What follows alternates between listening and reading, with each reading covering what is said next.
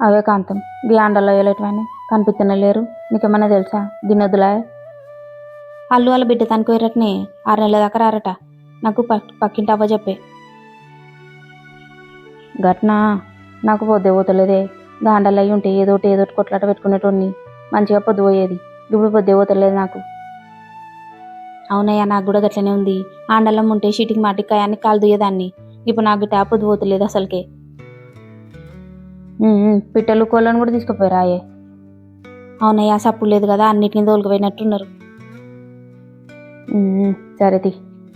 ఏమో రామరాజు, గా అవును గా బాతులను మేతకు తీసుకపో బిడ్డ. ఎండగొట్టక ముందే ముందుకు ఇంటికి వచ్చేసే.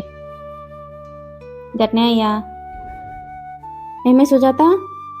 అత్త, ఆకిలి నువ్వు ముగ్గు పెట్టు బిడ్డ, తెల్లారింది. గట్నే అత్త.